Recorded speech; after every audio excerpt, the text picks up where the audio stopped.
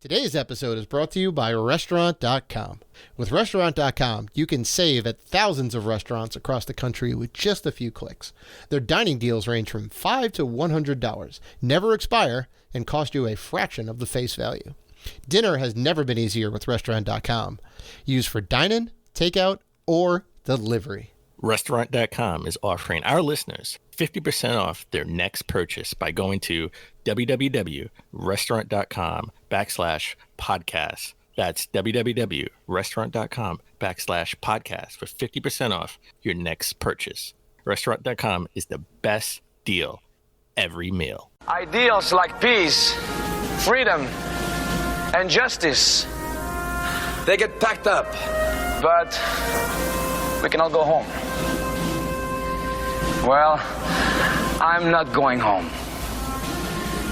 I'm gonna get on my boat, and I'm going upriver, and I'm going to kick that son of a bitch bison's ass so hard that the next bison wannabe is gonna feel it.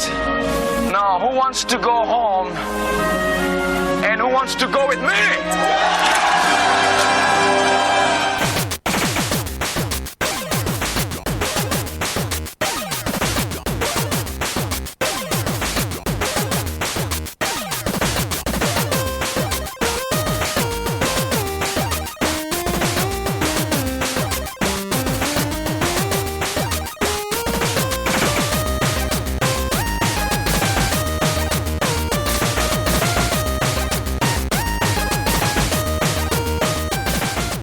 Welcome to the Rated G for Gamers podcast, episode 241.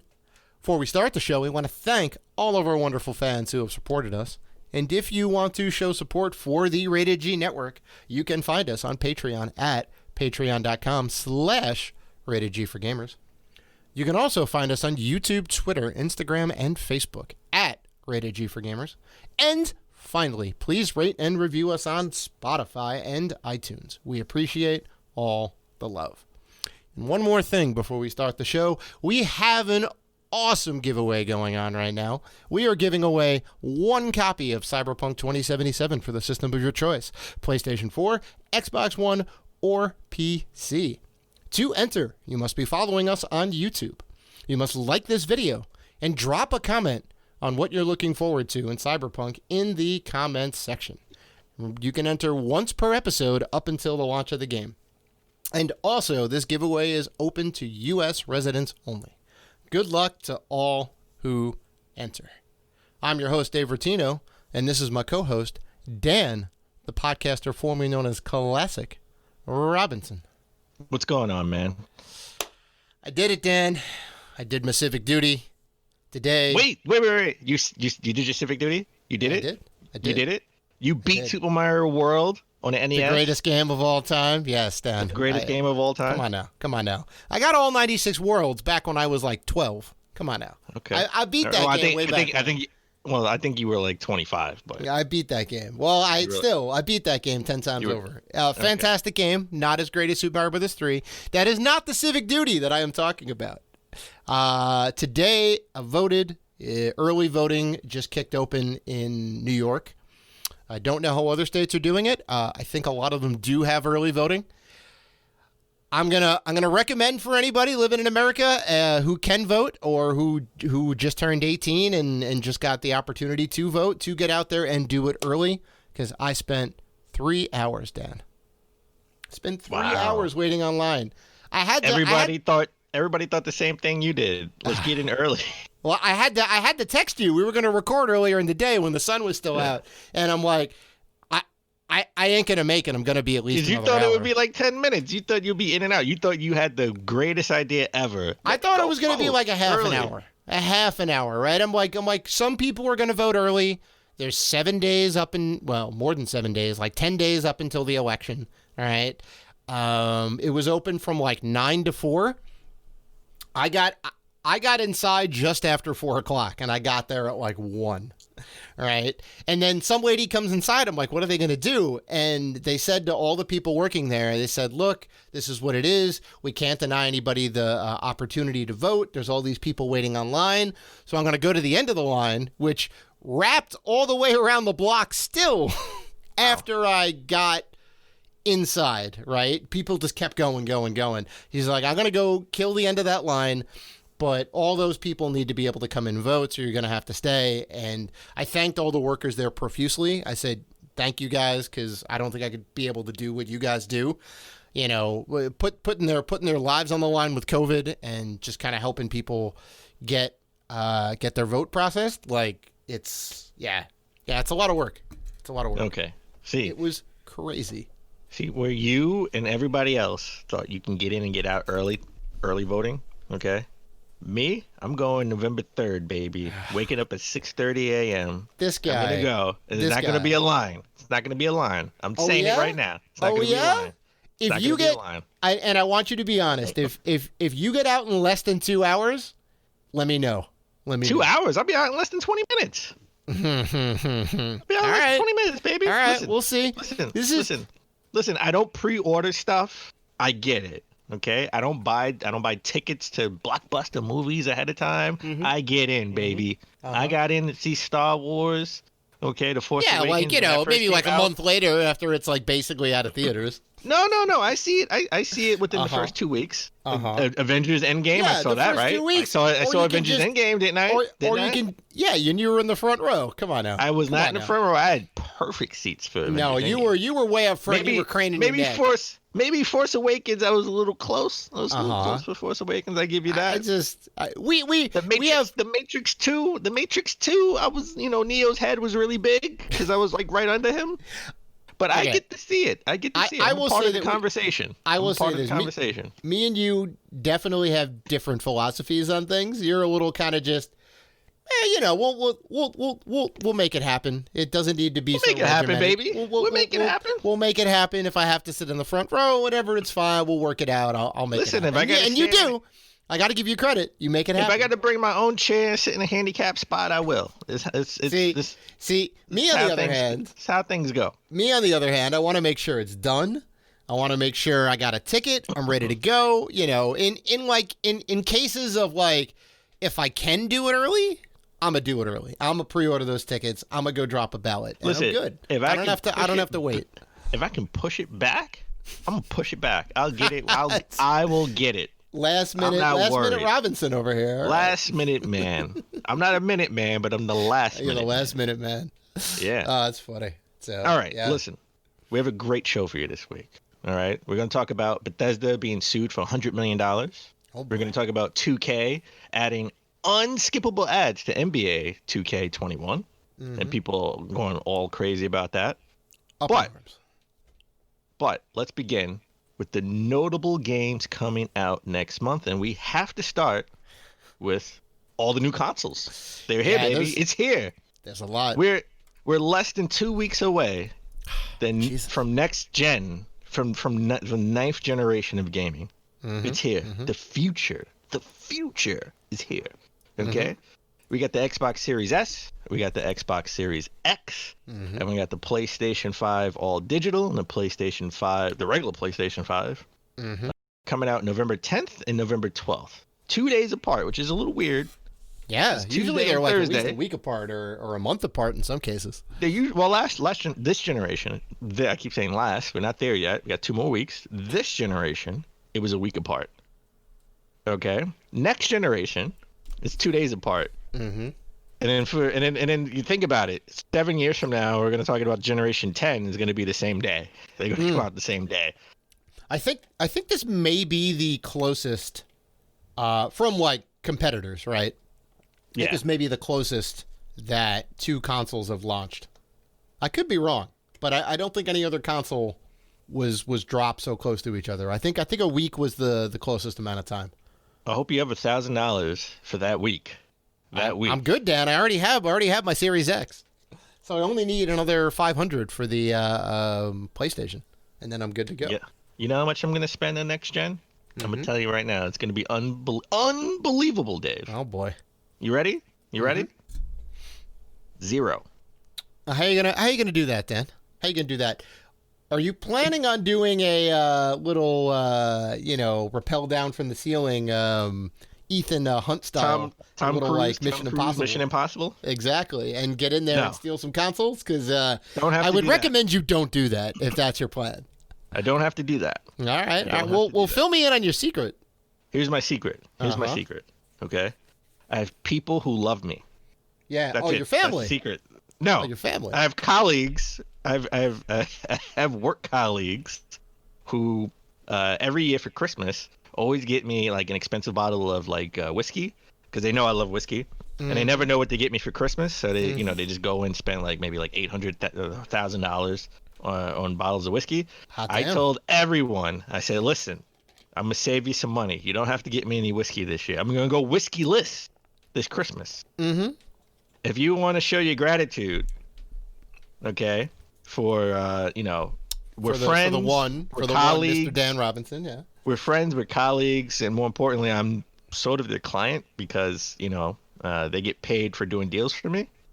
Mm-hmm. If you can get me a PS5 or a Series X, that would be the greatest early Christmas gift ever. Well, let me ask you this question because I don't know if you thought about this, Dan. What if they don't come up with one? Oh no, they will. I mean, listen, we're friends first and foremost. Well, second, sure. Yeah, you obviously have a good relationship with these coworkers. And one of my friends said, I've been scouring the internet to get a pre-order for a PS5. Okay, I've spent more time looking for a PS5 than I did my wife's Christmas gift. Oh my God. So people love me. I mean, all right. People love me. All right. I don't doubt it, but I also don't think you're gonna have two consoles on day one.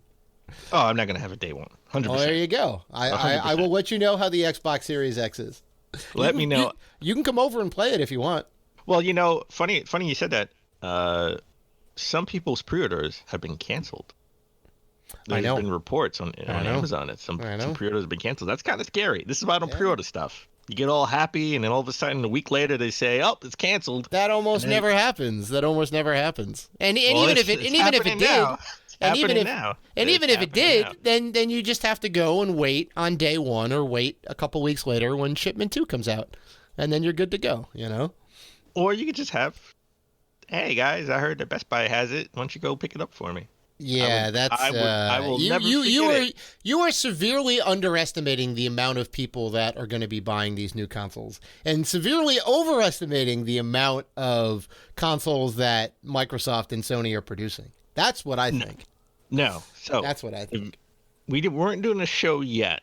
I think we were like a year out from doing a show, or 2 years out from doing a show. But I told the story of how I got the PS4. I got the PS4 like in December, okay, and it launched in November. Yeah. All right, and at the time, no one bought the Xbox, the original Xbox One. No, it wasn't a hot system seller out of the gate. No. So I got that not day one. I think the first week. I brought it the first week. Okay.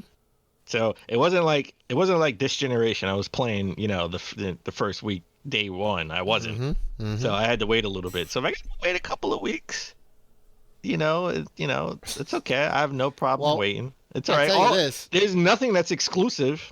There's other than Demon Souls, which I don't care about. There's nothing that's exclusive to next gen. Everything can be played on this gen. Ratchet and Clank and Spider-Man Miles Morales can all be played on your PS4. Oh, well, then PlayStation 5 has 0 exclusives then. Demon Souls. Oh, well, yeah. Demon Souls is a game that's not for everybody. That packing game for the PS5. Astro the demo of the PS5 features, Astroland. People think that's really good. People said it was really good. I'm sure it's really good. I'm sure it's fine. A month after the console comes out, nobody's going to be playing it. I disagree. All right, but let's get back to the games coming out next month. So we have Assassin's Creed Valhalla coming out for Xbox Series X. The most non-Assassin's Creed game. Correct. PS4, PS4, Xbox, PS5, Xbox One, Stadia, and PC. Everything but the Switch. Yeah. Funny enough. Yeah. Coming out November 10th. So that's actually coming out the same day as the Xbox. Yep, So. I got mine pre-ordered. I'll have it shipped day one from Pass By, I believe. So You don't even remember when you got it. I don't remember. Pre-ordered it. I don't remember anything these days, Dan. Then we have Devil May Cry 5 Special Edition. This is only digital. This is digital only. Right. Coming out for the Xbox Series X, S. I'm just gonna say the Xbox Series. It just makes no sense to say Series X and S. It's just the Series, Xbox Series. Same thing. The special which is a little bit weird, but the special edition's not coming out for PS5.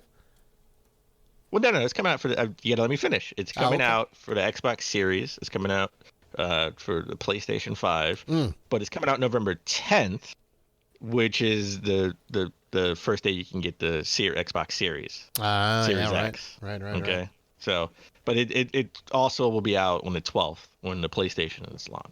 Then we have Dirt 5. Okay, Dirt 5 coming out for the Xbox Series X and the PlayStation 5. And it's all you can play it on the PlayStation 4 and the Xbox Series, Xbox One X, November 10th, as well. So this is actually pretty interesting. I watched. I don't know if you saw the Digital Foundry thing on Dirt 5. No, but I didn't even know Digital Foundry really cared so much about Dirt, any other Dirt series. Well, I mean, they do like deep dives into like all the next gen stuff, and even like the old school stuff. They do like deep tech dives, and it was interesting because Dirt 5 is, I don't think the only, but one of the only games that is gonna be able to do 120 hertz, right? Because the PlayStation 5 in some capacity can do it, and the Xbox Series X can do, Series S and X can do 120 hertz or 120 frames, which is super buttery smooth. But what was interesting about the Dirt 5 thing was when they were doing the side-by-side comparisons, like they still have the performance mode and they also have the high-res graphics mode. And I believe the performance mode gets you 120 hertz and it looks buttery smooth, but they remove some things from the game to get there. So the crowd, it's like half the crowd, right? When you're like at the starting line and you see everybody in the stands, there's like half the crowd there. And they do some trickery with like the resolution and some of the shadows and whatnot. So it was just kind of interesting when everyone's saying, oh, the future's 4K and the future's 120 hertz and all these things. It's not necessarily true. Like even on the One X and the PS4 Pro, like there's a lot of trickery going on to hit those numbers and to get to get to that nice number to say this game is 4K compatible, this game is 120 hertz compatible, but there's some sacrifices there. You know, it was just kind of interesting. I don't know. Listen, Dave, there's always sacrifices. Okay, we don't need that many people in the crowd. We just need it to be buttery smooth. Says you. We can just we can just pump in crowd noise like the NFL does. Well, that's the question I wanted to ask you. Which do you value more? You value graphical fidelity, or do you value the high frame rate? That's a good question. It depends on what type. That depends on what type of game I'm playing. Okay. I'm playing like a first-person shooter, right? Like I want the frames. Sure. I can see that. Yeah. Because you want to be able to like pinpoint accuracy. You know, shoot down the barrel with the sniper. Yeah. Yeah. If I'm playing a fighting game, I want the frames. But if I'm playing like God of War, if I'm playing like that style of game, a little more single player. Yeah. Yeah, if I'm playing like a platformer or something like that, I'll go for the graphic fidelity. I don't need the frames to be that buttery smooth as you like to say. Yeah. Well, it's just kind of all depends. Yeah. It all depends. Okay. All right. Getting back to the list of games, a lot of games. There's a lot of games. We have Gears Tactics. That's coming out for the Xbox Series X and Xbox One November 10th. Tetris Effect, which we saw in the Xbox showcase when the Series X showcase during E3 time. Oh yeah. I may get this again. That's coming out November 10th. Watch Dogs Legion is also a launch game for the Series X, and obviously you can get it for the PS5 and PS4. Right. We have Yakuza Like a Dragon. That is the only one that's not coming out for the PS5, right? Even though I think you can play it on PS4. That's coming out November 10th. That's like a timed exclusive. So it's a next-gen timed exclusive, huh? Yes. Interesting. Yes. Interesting. So, okay. Then we got Bug Snacks. You got to have something for the kids. Gotta have something for the kids. That's coming out November 12th. So that's coming out as that sort of a launch game for the PlayStation 5. I think, hey, you said exclusives. Yeah. Well, Demon Souls is coming out. And That's Bug the Snacks. only one. It's the only one. And Destructive All-Stars. All coming out for the PS5 only. Not coming out for the PS4. Those are exclusives. Those are the exclusives. Destruction All-Stars is an in-house title, right? I feel like it is. I don't remember the studio. I'll be honest, I don't remember. Maybe it could be a timed exclusive. I feel like that's something that would be on Xbox or something. Maybe I'm just thinking because All Stars is in there, and last week you were talking about, or the week before you were talking about PlayStation All Stars. I was just assuming it was under the same kind of brand, but maybe not. No, I could be wrong. No, totally different games. Oh, okay. The only I think you're thinking that because it was on the PlayStation 5 reveal event. Yeah, probably that too. Yeah. Yeah, I think it's a time. It's definitely not from a first-party studio. Then we have the illustrious Just Dance 2021. Oh, now that's coming. Is it coming out? Is it coming out for the Wii again? Do we know? No. It's coming out for the PS4, Xbox One, Switch, and Stadia November 12th. Nice. Okay. Stadia. Spider-Man Miles Morales is coming out November 12th for the PS5 and PS4. That's gonna be awesome. Sackboy, The Big Adventure. That's the Little Big Planet sort of spinoff. Right. That's coming out for PS5, PS4, November 12th. That's a cross-generational, huh? That's a cross-generational game. The Pathless, which we saw at the PlayStation event. That's coming out for the PS5, PS4, PC, and iOS, weirdly enough. It's coming to the Apple Arcade, huh? Is it Apple Arcade or just the iOS App Store? I think it's Apple Arcade. Yeah, that's coming out. It feels like an Apple Arcade game. Yeah, it feels kind of super polished. So, after you have your Xbox and you have your PlayStation, November 13th is a big day. You know why? Because Call of Duty Black Ops Cold War is coming out for everything. Oh, shoot. It's coming out for everything. PlayStation 4, 5, Xbox One, Xbox Series X, and PC. Nice. And Kingdom, but you're asking yourself, if you have a Switch, what can you buy? November 13th. Friday the 13th, by the way. Oh. You can buy Kingdom Hearts Melody of Memory. Unlucky number PS4. 13. Coming out, PS4, Xbox One, and the Switch. But then, later in the month, we have the big hitters coming out. That's right. We have Cyberpunk 2077 coming out Our for giveaway. PS4, Xbox One. Our giveaway. PS4, Xbox One, Stadia, and PC coming out November 19th. The game is going to be amazing. I can feel it. I don't remember if the patch to play the next gen version comes out that same time. I think the patch is later on. I think it's you delayed. can still play it. I think it's delayed. You can still play the game on your Series X. But you won't PS5, get any benefits out of it. Yeah. But there's no benefits. It'll be the same thing. Yeah. And then the next day, you can play Hyrule Warriors: Age of Calamity. That is sort of the prequel to Breath of the Wild, coming out November 20th on the Switch. Made by the great W Force, who does all the Muso games for Tecmo. They are doing this one too, so that should be kind of cool. The question I have is, you do the annual tradition with the new Call of Duty game, and there's a new Call of Duty game coming out, and it's got a single player campaign. So is a one Mr. Dan Robinson gonna play it over the holiday break and beat it again? The tradition is alive. It's coming back, baby. It took a year off. It took a year vacation, but the tradition's coming back. I am definitely getting Call of Duty. I like to play my shooters with my Xbox Elite controller, so I'm probably gonna get this on the Xbox One. Sure. Not the series. Not the series? Don't know if I'm going to have it for that. Don't know if I'm going to have it. But we talked about this. You said you brought your first Series X game without even having a Series X. That's right. It is. It's just going to be a label. Yeah, it's just going to be. It's just going to be a label on it. It says Series X and Xbox One compatible. And it's beautiful. I love that they did that.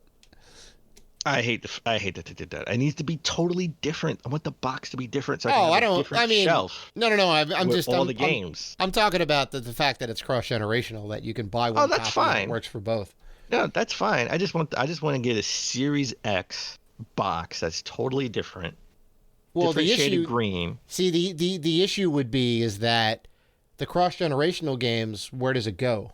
If the box is wildly different and you only have Xbox One and you buy, say, FIFA in this case, it's going to be like a bright green box as opposed to like the nice dark green that they have now, right? But you don't have Series X games, so do you put them all on a separate shelf, even though you don't own the game yet? Yes. I would put it all. I want it all separate. I mean, That's it's technically still an Xbox One game, all right? It's difficult. I don't know. No, it can play. It's optimized. No, I want a totally different shelf for them. Like you said, you were confused. One You disc, didn't know. one disc, same game. One disc, same game. Mm-hmm. I just wanted. I want a different box though. That's what I want. Same disc, different box. Now. All right. So that's it. That's all for the games coming out next month. It's big. It's a big month. The biggest month of the year. The biggest is like gangbusters month. Biggest month of the year. I'm happy we have time off to end up playing all these new games. If you can get the systems, hopefully. Well, I mean, I'm good with the Xbox. I just need the PlayStation. I just hope nothing happens to your pre-order. I hope you get it because I want to know how it is. No, it's all good. I think there would have been a notice by now.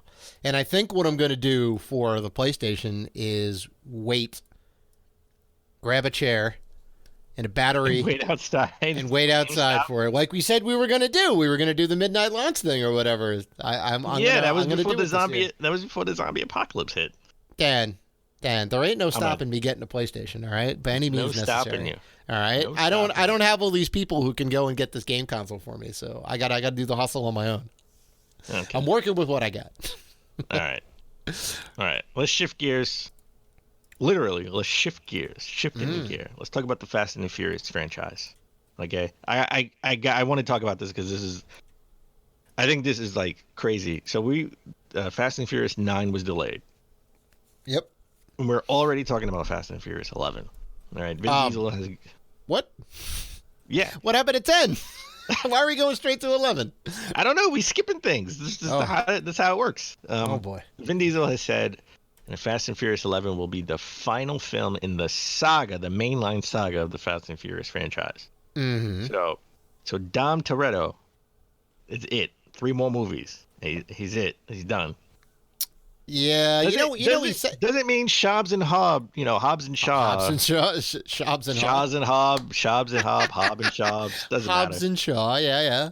Doesn't mean they can't go 10 movies, right? Because they're sort of a spin-off in the Fast and Furious, right? But we're already going to get Fast and Furious 11. I thought it was going to be over at 10. I thought he said 10 was going to be it. I thought it was going to be over after the 3rd movie. All right? Tokyo Drift was terrible. No, Tokyo Drift wasn't terrible. Tokyo Drift was terrible. Tokyo Drift wasn't terrible. It was bad compared to the first 2. Oh no, it was all over the place. It didn't make any sense. I didn't mind Tokyo Drift. And it didn't even have Vin Diesel in it. Spoilers. He had a cameo at the end. It did. He was in the movie. He was in every movie except for the second one. No, was it the second one? The second one, he was in every movie except the second one. I thought it was the 3rd one. Yeah, right. So he made already a cameo in the 3rd one. Yeah, he made a cameo in the 3rd one. Then he's like, all right, I'll come back for the 4th one because I ain't got nothing else going on. He had a cameo. So. It's not a starring that means role. He was in the movie. Vin Diesel get credit. He gets credits. Nah, I never said he was a starring role. I said he was in it. He was in it. I liked Fast and Furious 11. 3. It was fine. Oh God, the worst of the series. Would you not agree with me there? Come on now. No, I don't know if I can say that. I mean, 2 was also pretty bad too. Don't get me wrong. 2 wasn't great. No, 2 wasn't great. But 2 gave us Tyrese and Ludacris. I mean, sure, and they're still in the franchise to this day. I know, but 6 and 8 weren't great. Fast and Furious 6 and 8 weren't great. So I thought they were better than 3 for sure. I can argue they were. Charlize Theron at number 8. It was bad. They're riding around on top of the ice. they had big set pieces. Yeah, they did. Like even bigger set pieces in 3, Mm-hmm. but at least 3 was a little bit more realistic in the sense it was down to earth, right? I mean, That's not what you want in a Fast and Furious movie. You want to be over the top, baby. You want the nitrous to the max. You want to redline the cars. You want to fly out of helicopters. How to drop down on the street from a helicopter? That's what you want. They're on ice outrunning a submarine on 8. I mean, come on. Yeah, that's awesome. No, that's not. It's unrealistic. And at the end, they all have a big Thanksgiving style dinner. Come on now. That's like always every how movie. it goes. I They know. do it. I know. Well, what are you gonna do in Fast and Furious 8? Go in space? They're gonna. That's what we were. Oh, you mean 9? Yeah. That's Well, what we no. were kinda 9 is joking already about. done. We know they're not in space. 9 is done. So then 10. Yeah, where are they gonna go? Yeah. What are they gonna do? What are they gonna do in 11? No. You gotta tap. 11. When you get to 11, I mean. Your great send off movie. What are you gonna do with Fast and Furious 11? You gotta be in space. Every great. They gotta have space cars. Every great franchise goes to space. All right. James Bond did it. Friday the 13th did it. The Leprechaun did it. Come on Star Wars did it. Oh, well, Star Wars is always in space. So everybody goes to space. Yeah, Everybody goes to space. exactly. All the good franchises go to space. Well, you know what franchise hasn't gone to space? At least yet? Mm-hmm. Uncharted. Oh, God, I hope they don't. Uncharted in space. All the things he's trying, all the relics he's trying to find are from aliens. Oh, Jesus. So Uncharted, we got our first official picks because remember we saw Marky Mark, as Sully, but that was sort of like a fan took that picture from afar. All right, so that wasn't like an official picture, and he didn't have the mustache, and people were going crazy. Me included, because I love Uncharted, and they got to get this right. Don't know how I like Tom Holland as Nathan Drake, but we got our first official pictures from the Uncharted movie, and Tom Holland is in the normal Nathan Drake gear, and I'm not gonna lie, I'm kind of torn. I don't know if I like this or not, because I thought he was supposed to play the young Nathan Drake. Mm-hmm. I'm thinking like the kid Nathan Drake from Uncharted 3. When he was like a kid? Yeah, he was like 14. Yeah, 14, you know how 15. Old Tom Holland is? He's like in his mid-20s. And you know how old Spider-Man Peter Parker is in the movies that Tom Holland plays? A teenager in high school. Well, yeah, he's like 18, 19, right? Come on now. 17, 18. I don't know. I want to see a 17, 18-year-old Nathan Drake. That's what I want. Uh-huh. Okay. Well, Tom Holland, who plays a high school kid in the MCU. I want to see him in the same role as Nathan Drake. I don't know if they would play young Nathan Drake. I don't know if you can necessarily do that now, right? Because you'd have to recast another kid to be like 12-year-old Nathan Drake when he's down in like Cartagena or whatever. Maybe they could. Maybe they could do some weird like facial reconstruction, like do some CG on the face, like they did with Schwarzenegger for Terminator. No, I don't know. Please, I don't know. Do that. Well, okay.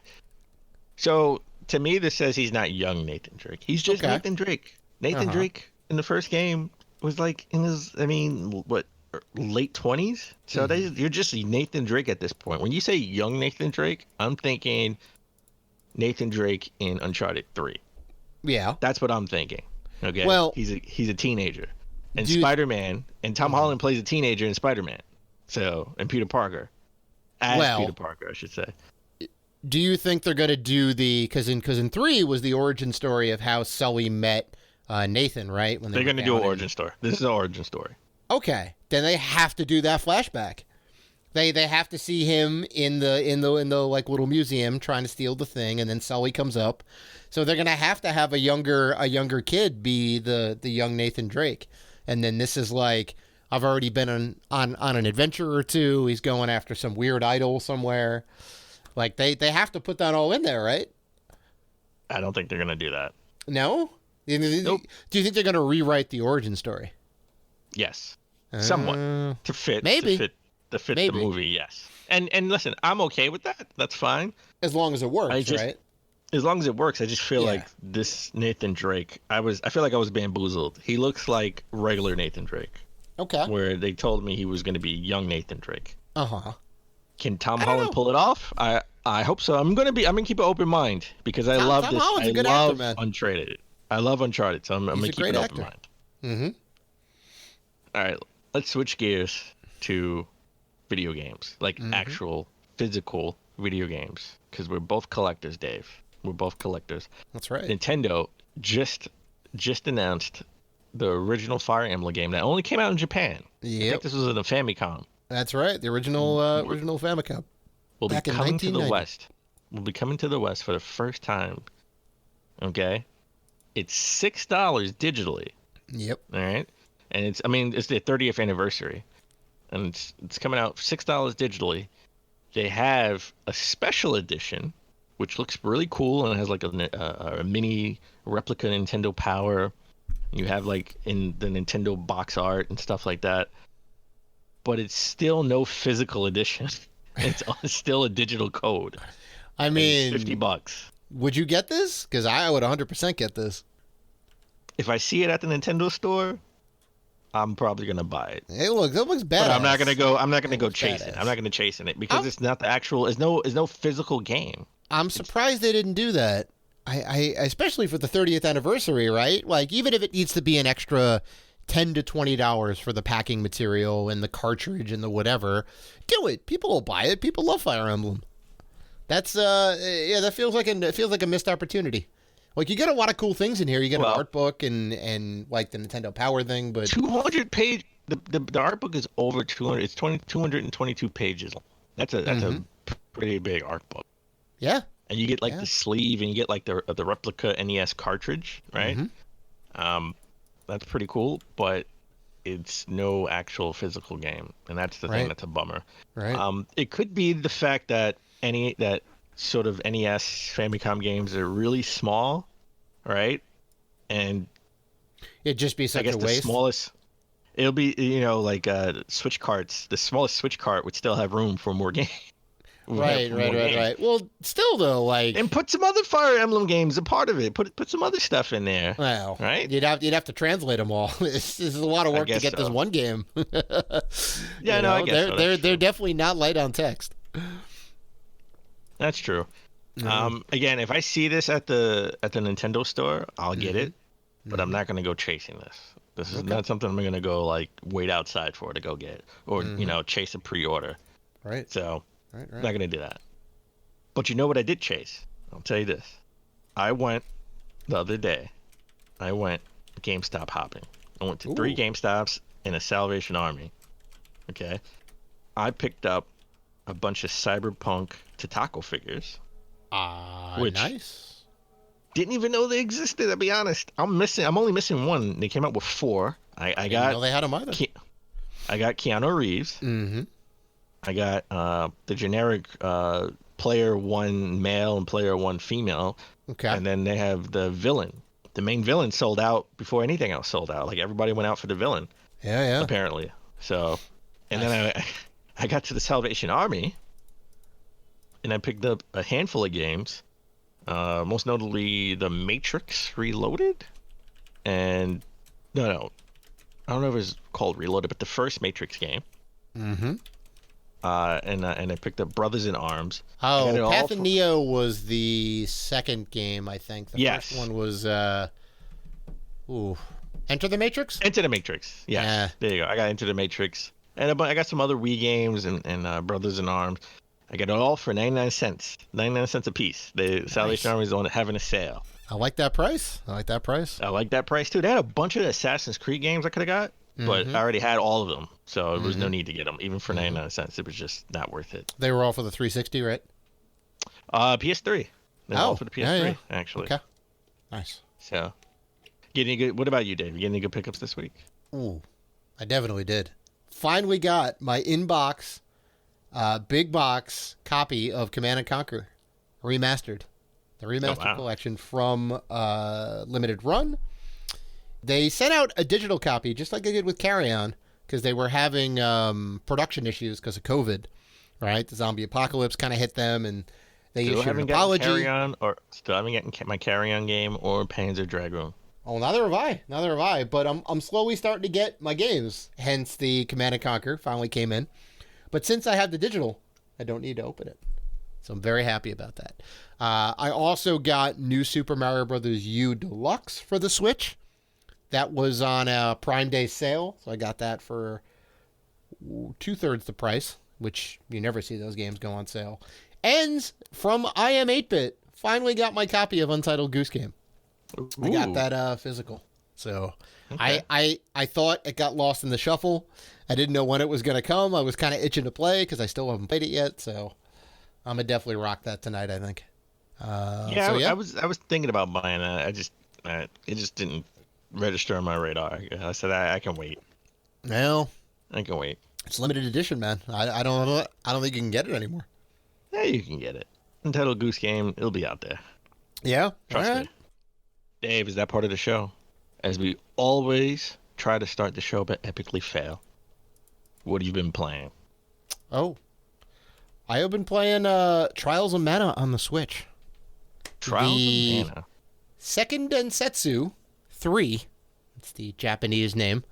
The sequel to Secret of Mana that came out in the Collection of Mana collection. And then again as Trials of Mana Remastered. So it's a brand new soup to nuts remastered game, completely in 3D.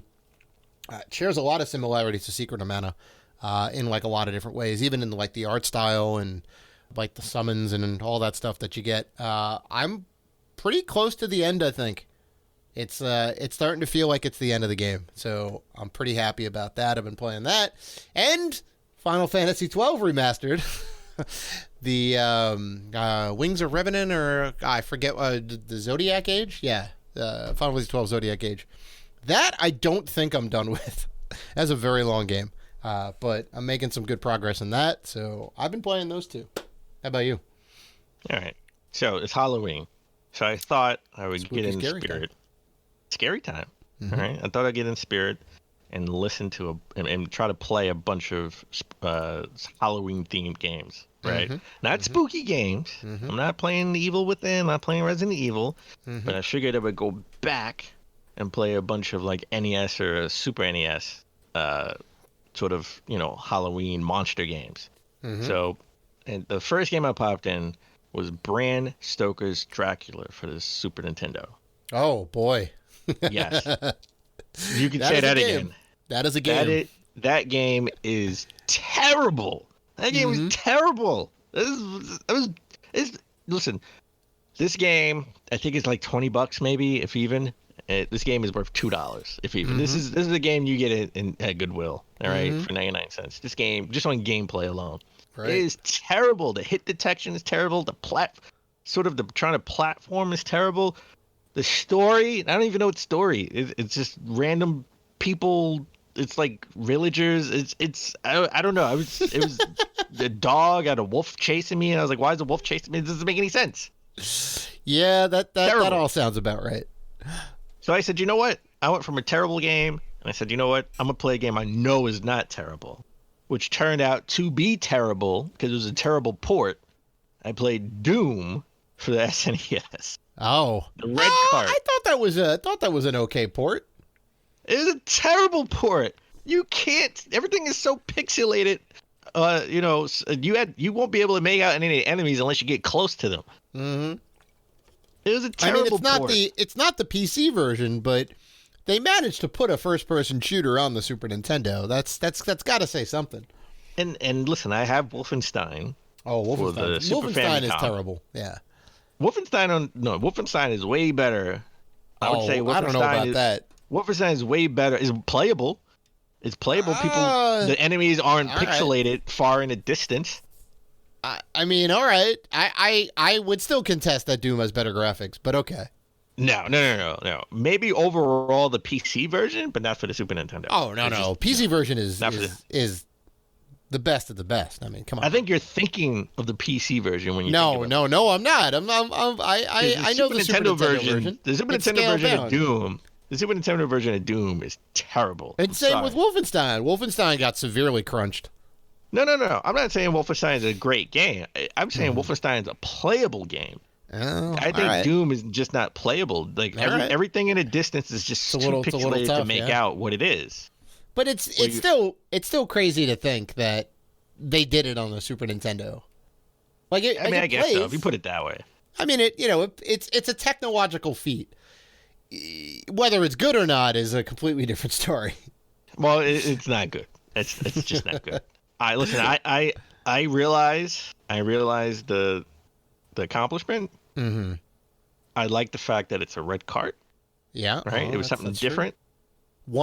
One of only 2 red carts for the Super Nintendo. Yes. Was it Maximum Carnage? Right? That's right. Yeah, Spider-Man versus Venom. I have that, but this game is just from a gameplay standpoint terrible. I was like, oh, nope. I remember this classic level, and I only beat it because of the memory I have of the level, because I had no idea where I was going when I was playing the game, because everything is so pixelated in the background. Mm-hmm. Okay, so it was just terrible. And so I said, all right, you know what? Let's play something I spent money for, because this game isn't exactly, I think I spent like $50 or something like that. I could be wrong. I just know getting this game was more than $20.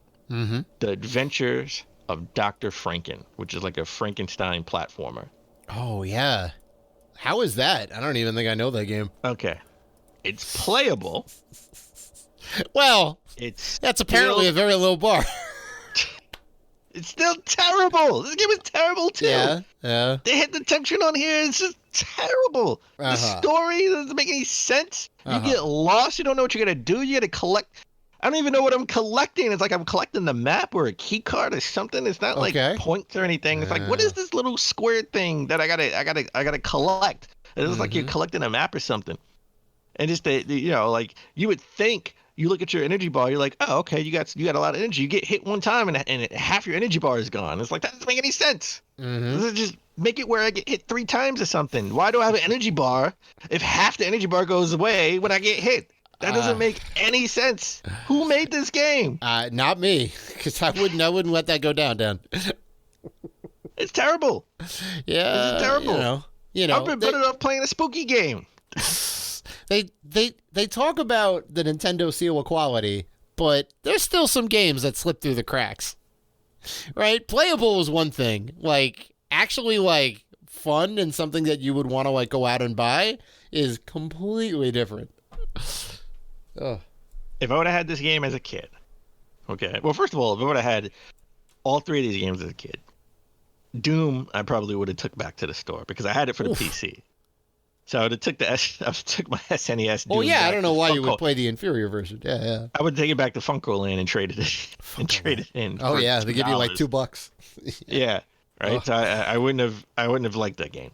Oh. Bram Stoker's Dracula would have been frustrating, but it would have been cool because the movie was out and stuff, right? Right. But it would have been like, oh wow, I got the movie, and I got the game, and that's one of those episode 1, right? Star Wars episode 1, when you leave the movie trying to make it.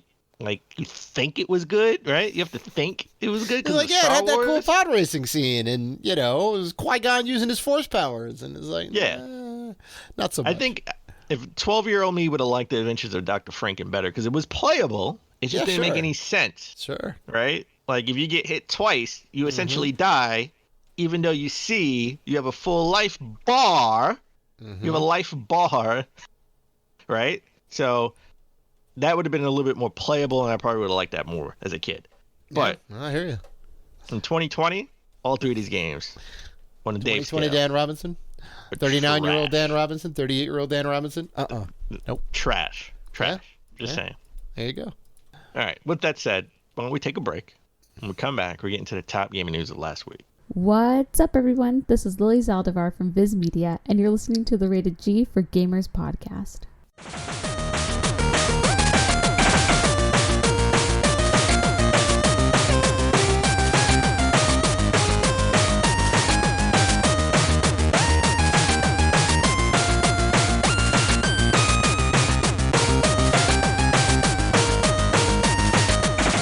And we're back. All right, let's get into the top gaming news last week. Let's start with our lead story. Bethesda is being sued for $100 million. So, just for context, okay, this suit was originally filed back in December of 2019. And was the focus of Human Head Studios. So the publisher Ragnarok Games lawsuit against Human Head Studios, pretty much suing them for $100 million for allegedly intentionally sabotaging the Ragnarok's Rune 2 game, an attempt to protect the Elder Scrolls franchise. Now Bethesda is involved. It's because Bethesda actually purchased Human Head Studios, right? So that's the reason why they're named in the lawsuit. And listen to me. When I work in a legal field, so when you're suing somebody, you sue everyone involved. You're gonna sue people's mothers, everybody with the kitchen sink. You put everybody in the lawsuit and watch them drop down by flies. That's actually what they used to say back in school. You put everybody in the lawsuit and just watch them drop off by flies. Well, it's even more to the point that kind of makes this a bit of a conspiracy type, or that it looks pretty bad for Human Head and now also Bethesda, is that the day the game launched is the day that Human Head Studios went out of business, and then they got absorbed into Bethesda, opened up as Roundhouse Studios, right? And who owns Bethesda now? Microsoft. Now, I'm telling you, I don't think this is a big deal or as big a deal as people making it sounded to be. I mean, listen, it sounds like a big deal when someone's suing someone else for $100 million, right? Mm-hmm. The original lawsuit was filed a year ago, okay? And it wasn't like, this was a secret. So Microsoft spent $7 billion to buy Bethesda. Well, ZeniMax, which was the parent company of Bethesda, right?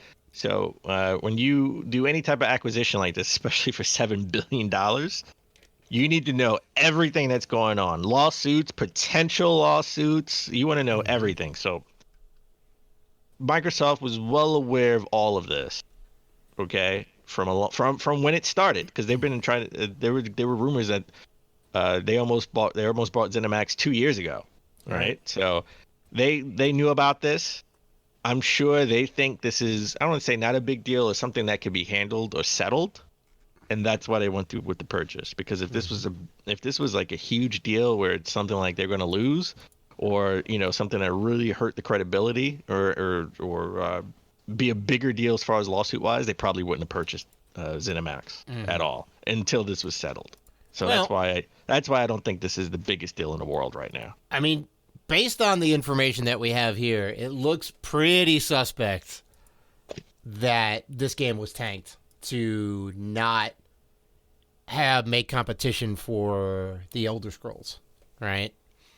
Which now, did you play Rune 2? Did you? I knew about Rune 2, but I never played it. I never played the first one of the sequel. You never played either. Mm-mm. Okay. But, I mean, based on all the materials and all that, it is pretty much a high fantasy role-playing style game. So, it does share a lot in common with the Elder Scrolls series. So, it being a competition, it being a high-profile kind of AAA style game, right, that has some notoriety and a good fan base, sure, is probably gonna, cause some, competition. And would you love to have your game be unfettered, right? Would you love for Call of Duty to not have a like a Titanfall and like a Tomb Raider and Tomb Raider's not really a first-person shooter, but, all the other first-person shooters, the Medal of Honors and whatnot, not be out at that time? 100%, right? And for the company to just fold and then get acquired and then open up on that same day as Roundhouse Studios is, not a good look. Is it damning evidence? Well, not necessarily a smoking gun in this case, but it's certainly not a good look, right? Based on that info. But listen, I agree. Where there's smoke, there seems to be a little bit of fire. Mm-hmm. I'm not saying anybody's right or wrong. Right. I'm just saying, for Microsoft to spend $7 billion to purchase ZeniMax and Bethesda, they had to know that this is something that could be settled, right? Like, this is something like we can probably settle out of court and make them whole. And you never know. Maybe as part of the $7 billion that they spent, some of that was going to go in the settlement to this. Right. Just to kind of make it all. Yeah. Try to make them whole. Hey, just make them whole. And then we can move on from this. So that's why I don't think this is the biggest deal in the world. Just off the fact that Microsoft bought them, because they would have known about this anyway. Yeah, I mean, at the end of the day, they still own Bethesda, which has all the big name properties: Wolfenstein, Doom, The Elder Scrolls, so on and so forth. Right? So they'll be able to make their money back, even if they have to pay out. Yeah. All right, let's switch gears to Ubisoft. Ubisoft just launched. Well, they just detailed with their new service, which is going to be Ubisoft Connect. So it sort of unifies Ubisoft Club, Uplay, and all the other little services, which was kind of confusing because they had a lot of different services. Not gonna lie. So it gives like sort of one ecosystem, which is a great idea. As they gear up for next gen. You won't be able. The only downside is you won't be able to make use of the service challenge system in order to unlock in-game items. But to make up for this, they decided to simply just give this reward to they pretty much gave this award to everybody, so you won't miss out on anything. So next time you log into any Ubisoft game, you should see you have all the rewards. Oh, nice. So I think that was like a good gesture, right? That's a great look all around. And if you can simplify all your stuff under like one banner, there's one single login to the system. I love it. Or maybe they unified all of this because Microsoft is going to spend $2 billion to buy them too, and they're going to have more games. They're gonna have more games for Games Pass. If they acquired Ubisoft and now have Bethesda and the 18 other fantastically amazing studios, that would be a huge windfall for them.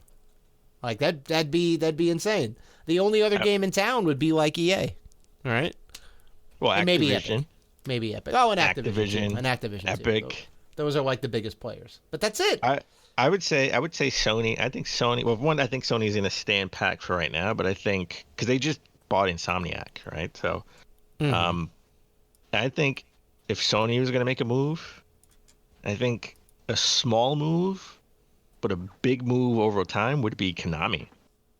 Right? Buy Konami because sure, Konami, you can just and give all the games to Kojima. Buy Kojima out, get Kojima Productions, buy Konami, and just give Kojima Metal Gear, Silent Hill, and Castlevania, and have him make all new games. See, as much as I would love that, I think there's a small wrinkle in the fact that Konami is not willing to sell. Well, we don't know that. We don't know. I'm pretty sure they're not in the market to sell. But we have not heard anything to the contrary.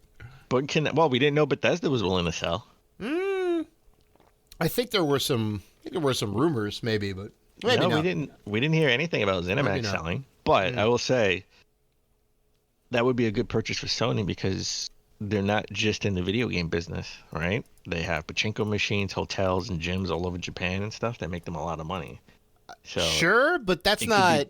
It could be profitable. Sony has movies, Sony has phones, Sony had computers. So Sony has done a lot of different things. Well, sure, all in the electronic space, right? Like it's always been some sort of electronic oriented company. I don't know if they're down for owning hotel chains in Japan.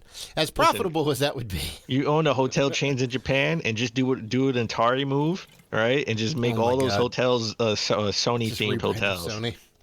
You want to stay in an uncharted penthouse. Oh my God, yeah. I'll take the Bandicoot bungalow for 2. All right, 2 nights. There you go. Now you're thinking. Oh my God, that sounds like never gonna idea. happen. Dad. Never gonna happen. You never know. We didn't know $7 billion was gonna buy ZeniMax. That's true. That's true. All right, let's move on to 2K. All right, everybody's pissed off at 2K right now. NBA 2K21 quietly added unskippable ads into loading screens, right? So they strategically didn't have these ads when the game launched. But now that the game's been out for a month, they've they've added these ads that are for the Oculus Facebook ads, right? So this is kind of crazy. This is something that I would expect from EA, right? The EA would add microtransactions after the game's already been out and the review scores have been out. Then they add microtransactions. I forgot what game they did it with, but they did it like 2 years ago. I forgot what game that was. Oh yeah, sure. I mean, you always want to monetize it as much as you can without going over the line, a la Battlefront 2, right? You know, and I get that. DLC and microtransactions have kind of become the norm now. You just kind of expect them in games. You do your best to get around them if you can. Just to kind of clarify a little bit with these are in like the loading screens, right? So it's, you know, your game is loading up, which would normally just be like a loading bar and maybe like Kobe doing a windmill jam or something, right? I don't know. Maybe they're animated, maybe they're just a still screen. But now you have a nice little 30-second ad preview for the Oculus, right? So in the case of current gen, you're going to have to wait for the game to load anyway, right? Well, in current gen, you wait for the game to add. But why did they add this post launch? Why wasn't this a part of the game when it first came out? I mean, maybe they didn't ink the deal yet. You know, really? It was only like 3 weeks. There's like a number of reasons. I mean, maybe it wasn't high on their priority list to get it out. Maybe adding ads to their game not high on their priority maybe there was more important bug fixes that they had to take care of. Who knows? But it is in there now. So wait. Dave Rotino making excuses for the publisher? No, I'm not making excuses whatsoever. I'm not siding with 2K whatsoever. But what I am saying is that they pushed it out for a reason, right? They pushed it out for a reason. It wasn't like they had a change of heart after the game launched and said, "Hey, we got to make this happen." You know, either the deal wasn't inked. No, the deal was inked. Deals like this, they're inks. They were already inked. Well, I mean, they knew what they were doing. They added it. If this was in the game day one, then it is what it is. Listen, you bought this game. The reviews came out. You knew there were ads in this game. Okay. Yeah, I mean that's another wrinkle in the matter is that you bought it under the assumption that I wouldn't have ads in my face. Yes. That's like fair to say. As a somewhat counterpoint to the whole situation, right? Ads are ubiquitous in sports franchises, right? Whether it be, you know, on TV or on jerseys if you're talking about soccer, right? Or they're on the sidelines. They're all over the place, right? So to see an ad on the court is like, to me, it's like, well, they're emulating the live experience, right? But it's not on the court. But it's not on the court. It's during a loading screen. Well, you could make a argument that, you know, this presentation of the NBA on NBC is brought to you by Facebook Oculus, right? Right. Then you know what? How about this? Next gen, which comes out in 2 weeks. Mm-hmm. Okay, less than 2 weeks. No, about 2 weeks. Next gen, we were promised less to no loading screens. Mm-hmm. So why don't 2K just manufacture loading screens so they can push us ads? Well, see, that's what you want. That's what you want. That's the whole wrinkle in this situation, right? There's no wrinkle. The whole wrinkle in this situation. They're gonna make sure there's a 60-second loading screen with an ad just so they give us ads. Well, we don't know if they're in the next gen version of the game. IGN here reached out for comment, and they got no comment from 2K on this. You know why? Because they know they were going to manufacture loading screens, and Dave Rotino is going to be okay with it. Well, one would assume that 2K is going to put it in both games. I pretty much think that's going to happen. Are they gonna manufacture a loading time wait? Is there a natural loading time wait in the game? If it launches day and date with the system, and we can't figure out, you know, whether it was manufactured or not, that's going to be a little tough. But I will tell you that people are going to dissect this game and figure it out eventually, right? This was going to happen. Okay, the next gen versions will be out, and they're not going to add the ads until December. I mean, I don't know. I think it's going to be in there day one in a patch. All right. I bet you it's going to be in there. Now, whether they artificially do it or not is the rub. And I'm shocked at your position. You usually are like pro dev. You're on the publisher side, or pro consumer. Now you're on the publisher side. There's nothing about anything. Like it's just a matter of like, how does this impact my gameplay experience, right?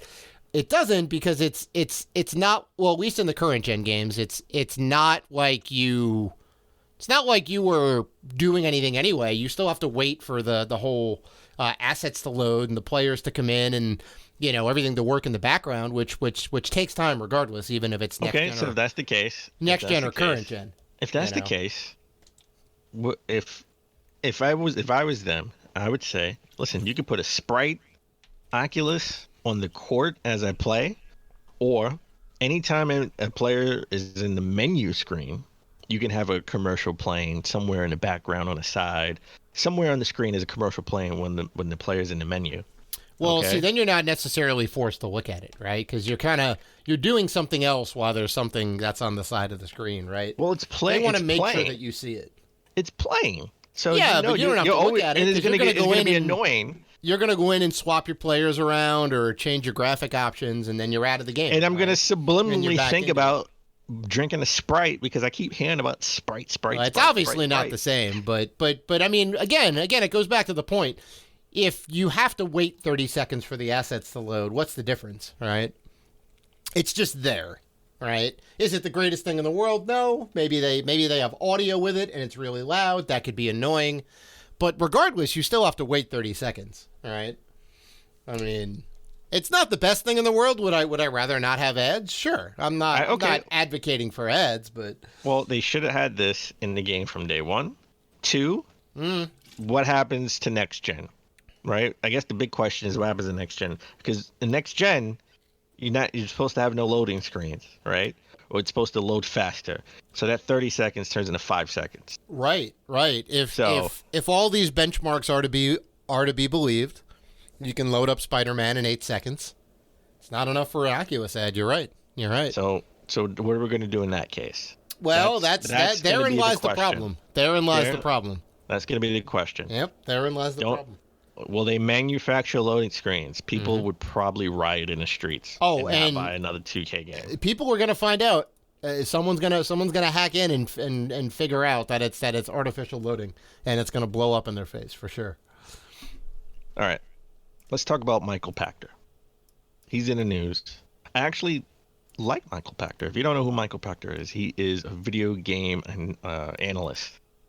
So, you know, he sort of analyzes the industry and gives comments or theories on what's going to happen. He famously said console gaming was dead, and then the PS4 and Xbox One came out and proved him wrong.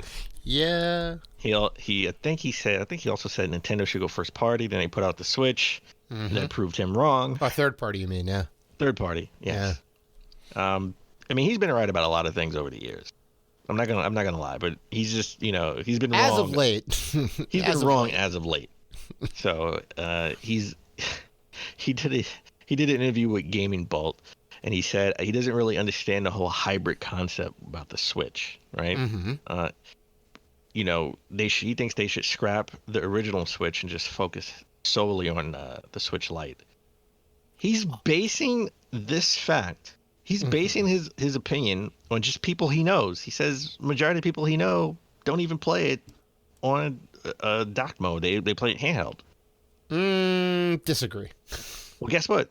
He doesn't know me because I play it 80% docked and 20% handheld. I think a lot of people play it in dock mode. Whenever you're home, like, why would you not use the dock mode? Because you get 1080p and you get better cooling and you get better performance out of it, right? Like, I think this is really making the news because he pretty much sort of sensationalized his opinion by saying Nintendo isn't that smart. You know, a company that has like $4 billion in the bank, that, you know, they survived the Wii U because of that. Yeah. And he thinks, you know, the next version should be sort of like a Fire Stick dongle that you can play on TV. instead of as like a streaming option or whatever, right? Yes. And then save on Yes. the development costs for the console and all that.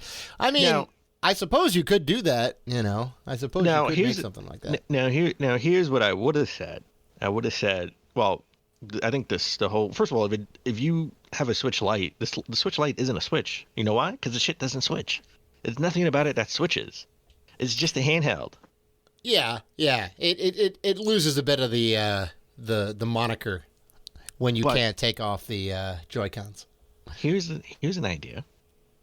You have a Switch Lite, and you can play, handheld,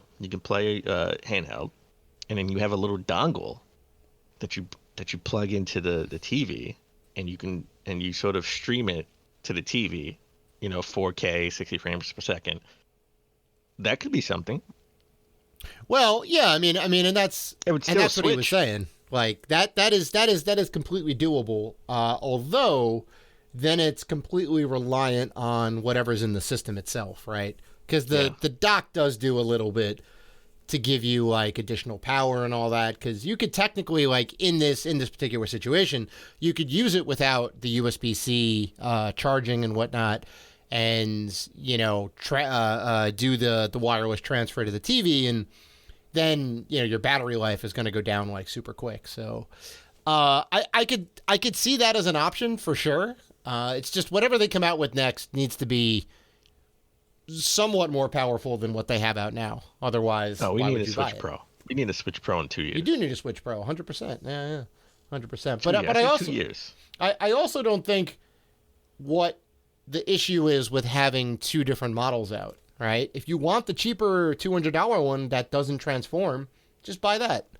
Like, it's still there as an option, right? And people still are buying the regular model, right, with the little Kit Kats that break off. So it's I don't think it's a detriment Did you for just call the Joy-Cons Kit Kats? yeah they're like little Kit Kats that you break off. He just called the Joy-Cons Kit Kats. Okay, so this is going to be Because you break them off of the controller. You don't never heard break them. that? You slide them. You slide them off. You don't break them. break Please, 'em when you kids, break 'em kids, off. kids. Follow me on Don't- this, Dan. Don't Follow don't me on try, this, Dan. Don't try to take your Joy-Cons off like Kit Kats. Please, you're gonna You break your underestimate system. our audience, Dan. I think people understand to not physically rip it off and break it off. I don't know. You People please, have don't called listen, them Kit Don't Kat listen to Dave. It's not controllers Kit. It is not a Kit Kat. Don't break it off. Oh you my God. slide it up gently, Jesus. or you will break your $300 system. Look. I know things are bad right now, but you gotta have faith in America. Kit These- Kat. All right, these- so it's gonna be these the new people know thing. We what's just say, yeah, you take that Kit Kat. Yeah, Oh put my the God. Kit Kat on the Switch.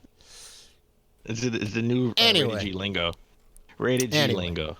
Anyway, All right. So we went from everyone crucifying Michael Pachter online to everyone crucifying a Stadia employee online. Alex creative director, Hutchinson. not just an employee. Yeah, well, he's Alex Hutchinson. Montreal. He's a creative director at the Montreal studios for Stadia. He recently said he suggests streamers should also fear playing games, streaming games that they don't play, that they don't pay for. All right, and then if you're going to stream a game, you should actually pay a licensing fee to stream the game. Sort of making sort of when you use music online, right? It's hard. You get flagged and it gets taken down if you use any type of content that is licensed that people can stop you from using. If you don't have the rights to use something and you make a YouTube video about it, you will get flagged, either demonetized or they'll take it down like outright. Yes, and he's suggesting that video games will do the same thing. Mm-hmm. And he also got crucified online. He doubled down and made comments, to sort of double down on that. Yeah. And right after that, Google, a Google spokesman, Stadia, and YouTube all sort of distance themselves from him with a statement, sort of saying his comments are his own and don't represent doesn't represent YouTube, Google, or Stadia. Okay, so Right. they quickly distanced themselves from him. And Jason Schreier, also, it's a cold day in hell when Jason Schreier and YouTubers all are on the same page. Jason Schreier also chimed in and said, hey, he wanted to remind Alex that individual game studios would likely not see any benefit from that move, as such developers typically don't receive any royalties for their work. It would be all on the publisher making the money, not the developer. Yeah, and the people that would want this to happen would be the publisher, because they would see it as, well, hey, you're using our content, right? Give us a cut. You're making money off of our game, which is true, but they're doing all this stuff to make it entertaining, right? You're tuning into their personality, right?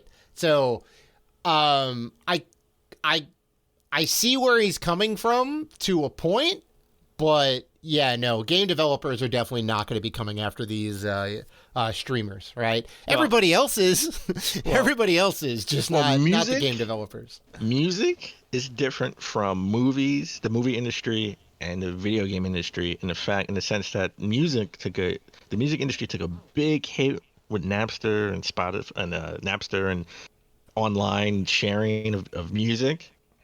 That, you know, they're very particular about who can use their music, right? Mm-hmm. Compared to movies and games, mostly games, that are a little bit more loose and letting people use their content without striking them down so quickly. See, but they could, though.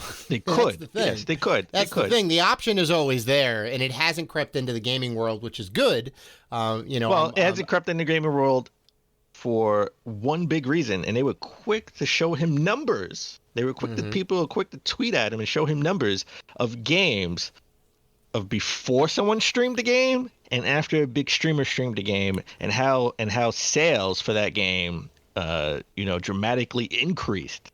Right, so right. They were quick to show him that. It's very symbiotic, right? Because it's a symbiotic relationship. If it's Ninja playing the game, right? He puts it in the spotlight. It looks super cool. He's having a fun time with the game, right? And the developer gets a ton of exposure, which costs them nothing, right? For a product that's already out. So like, it kind of works on both ends, right? And then the streamer gets, well, I can use this game to generate content and get brand deals and, put out some VODs for people, and everyone like eats it up.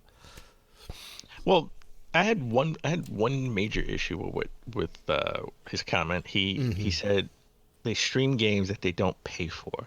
That's incorrect.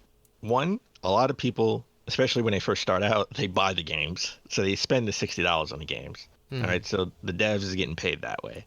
Two, a lot of times the devs give the codes to the streamers because it is a symbiotic relationship. They want the streamers to play the game because it's free promotion. Yeah. It's the biggest way to promote games in this market, in this era of video games. Yeah. I mean, Fortnite is free, right? So that kind of puts a little bit of a wrinkle in there.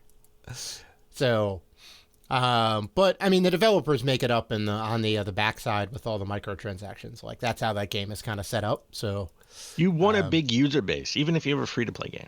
You want to have a big user base because at some point they're going to play $1 for this, $1 for that, $5 for this, and different expansions. 10% of the user base makes up 90% of the profit from those free-to-play games. That's how that works. There's a couple of what they call big whales. Big whales, yeah. Yep. And they're the ones that buy all the stuff because they're just like they're that into the game for whatever reason. So it works out that way for them. Yeah. Well, you just gotta ask yourself: do you want 10% of 200 or 10% of 200,000? Yeah. Yeah. So, all right. Speaking of streaming, AOC.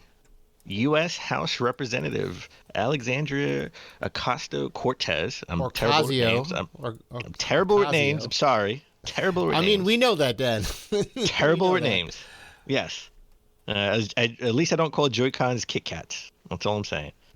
People call them Kit Kats because they I've never heard from the controller. I've never heard anybody call that a Kit Kat. All right, I'm just saying it's not like I just came up with it. I think you just came up with that. No, it's not like I just came up with it, Dan. You did. I'm a man of culture, all right? I know things. Yeah, you just made that up. So AOC just there you go. She just streamed Among Us on Twitch, to encourage people to vote in the 2020 election. Her stream racked up 435,000 viewers. Yeah. Now, it was the second highest total stream in history. The first was when Drake and Ninja streamed. Yeah. They set a record for 635,000 viewers. Yeah. So it helps that she got her friend Ilhan Omar, right? The Democrat from Minnesota, and top streamers like Pokimane, Dr. Lupo, and Jacksepticeye. Don't know any of those guys. She got, well, you definitely know Pokimane. I know Pokimane. I know Pokimane. Yeah, yeah. All these other guys are pretty high profile, and they stream a lot. They have a good audience. They're bringing a bunch of people into this. They're doing it for a good cause, which is great. If I can be cynical for a minute, I don't know how many people it's going to rile up to get out and vote. I love it. I love the idea behind it. I think it's great. Hopefully it rallies up some people to vote, but if it gets one person to vote, it's worth it. Sure. Yeah. If you change this one mind, like, yeah, of course. But I think she didn't say who to vote for. No, but you can't do that. You can't do that. There's the fact that she got on the air to promote the fact that you should go vote. And I think politicians are going to do this moving forward. Oh, 100%. Younger politicians. 100%. I doubt Trump or Biden would get on a stream to play a game. Trump doesn't know how to use a computer. He has someone tweet for him, and very badly. So I'm just saying, I don't think Biden or Trump will be streaming a game. No, but Barack would though. Barack would totally play Among Us. I think correct me if I'm wrong, I think he did play a game a long time ago. Yeah, I feel like he played a game. I mean, streaming wasn't a thing back then, but I think he did play a game. Probably. Look, that man knows what's up. He plays basketball. He's hip. He's with it. He's still kind of young. I could definitely see him playing like a Call of Duty or I don't know, something. I don't think he would play a first person shooter, but I could see him playing like a Nintendo game. Sure. All right, let's end with this. We talked about the Xbox Series X being in the hands of actual influencers and games media. And, right after that, we started to hear things, the Series X is whisper quiet. Some say it got super hot. It was overheating. But for the most part, no major complaints about the Series X. Now it's PlayStation's turn. PS5s are in the hands of games media and influencers, most notably Travis Scott. Travis Scott actually and his Cactus Jack brand have teamed up with everyone. Tesla, Fortnite, McDonald's, and now they've teamed up with Sony as a strategic creative partner for the PlayStation 5. So he's definitely playing. He's popular. He's super popular. He has that Kardashian popularity because he had a McDonald's meal. He had a McDonald's meal last month named after him. He did. That's like, so that's pretty big. So everyone has a PS5. Greg Miller, everyone has a PS5 right now. So by next week, we should be hearing some issues. If there are any anything. If there are any issues with the PS5 or if the PS5 is great, we should have more information because it is out there in the hands of people. Finally, it's here. 2 weeks, and we'll be in the 9th generation officially. Yeah. I mean, if you don't count the Switch as the start of the 9th generation, which it officially doesn't count as the 9th generation. I mean, who's to say? They put officially. Did they put 2 consoles out in the same generation then? Yes. Is the Wii U and the Switch part of the 8th generation? The Wii U and the Switch are officially a part of the 8th generation. It's weird. It's weird because a new console typically means a new generation, right? Because it's a major upgrade from like the previous one. But okay. So what if? Then what about the Series X? Right, that's sort of an upgrade from the Xbox One. But that was the same generation. It's still an Xbox that plays Xbox games, plays all the Xbox games. So the original PS3 played all the PS2 and PS1 games. It's a refresh. Yeah, but that just had backwards compatibility. But it's a different name. It's Xbox Series X. It looks different. It's different insides. It runs faster. Well, wait, 1X, you mean, the 1X. Well, yeah, well, the Xbox, the stupid names. Xbox One X. Yeah, it's not completely different. It still plays all the same games. It's different from the Xbox One. Yeah, but it still plays all the same games, though. It plays your whole entire Xbox library. And my original PS3 plays my whole entire PS2 library, my whole entire PS1 library. But that's got backwards compatibility emulation. That's different. So does Xbox One X. It can play all your old Xbox One games. No, because it plays the same exact game. It's the same game. I can argue it's a Assassin's Creed is still Assassin's Creed. It just looks a little better. I can argue it's a different console. It's not. The DS and the DSi are the same thing. They're just different. Is it different innards? It's not. It's not that different. Same architecture, same x86 architecture, same Blu-ray drive, plays all the same games, all the same media. It's just PS2 played all a refresh. My PS2, my PS3 played all my old games. Yeah, it had backwards compatibility completely. No. It played all my old games. Backwards compatibility. That's not what I'm talking about. It's completely the same. And new games that came out for the Xbox Series X can't really play on the old beta machine Xbox. It just won't really play. No, it'll play just fine. It won't play as good as it does on the new console. But Anthem is virtually unplayable on the beta machine. Well, that's on the developer for not coding that game properly. That's not on the machine. What about the being powerful enough? The new Nintendo 3DS XL and the one game that you had to have the new system for. Hyrule Warriors was virtually unplayable on the old 3DS. because it was made very poorly. Yeah, it wasn't optimized for the old. So was the Xbox system. One. The beta machine was made very poorly. It should be able to run Anthem, but it can't. You know why? Because it's old hardware. That's one game in this case. There were several games that couldn't really play. Well, look. I'll say this, which I think is the nail in the coffin. What constitutes a generation of video games is a new console every 5 to 6 years. This is that. And the Switch came in 4. So what's your point? Well, I mean, it's not concrete. It's still a set amount of time from the previous console. So 2006 was the Wii. 2012 was the Wii U. 2017 was the Nintendo Switch. I don't know. It's right now officially stated to be the eighth generation. Would you call it 8.5? Only if you agree to Xbox One X is 8.5.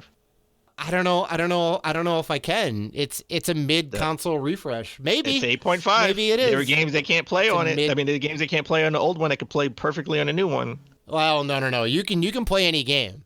No, whether it runs well or not is a different story. Anthem is virtually unplayable. Whether it runs well or not, it's one game. I tried it. It's virtually unplayable. That's one game. I can go through the whole library. Okay, and you're gonna come up with maybe 2 games. Find lots of games that you're gonna come up with 2 games. All right. Well, there you go. So here's what we're gonna do. It'll have 2 games. It'll just be like the 3DS with the 2 games that you can play on the new 3DS XL that can't play on the old one. Next week, I want to know the 1,000+ games. Which ones don't work well on the original Xbox? And okay, all I need is 2. I got 1, Anthem, because I tried it. And you know what? I'm sure, you know what? You're going to make me go out and buy Avengers. You're going to make me go out and buy Avengers and try it on the beta machine. Listen, man, you'll have it for the collection. You should be very thankful, right? You'll have it for the collection. And that's not going to be able to work either. Well, all right. On that note, I think we're going to wrap up episode 241. We want to thank you guys for sticking with us, listening to the show, doing all the good stuff that you do. If you want to interact with us, and we know that you do, you can find us on Facebook, Twitter, Instagram, and YouTube at Rated G for Gamers. And don't forget, folks, we are giving away 1 copy of Cyberpunk 2077 for the system of your choice for the PS4, Xbox One, or PC. To enter, you must be following us on YouTube. You must like this video and drop a comment on what you're looking forward to in Cyberpunk in the comment section. Remember that you can enter once per episode up until the launch of the game, and this giveaway is open to U.S. residents only. Good luck to all who enter. And finally, we are part of the Gaming Podcast Alliance. You can go to gamingpodcastalliance.com and check out all of the fine podcasts featured on there if you're looking for more gaming goodness. So please listen, like, rate, review, and subscribe. And as always, keep gaming.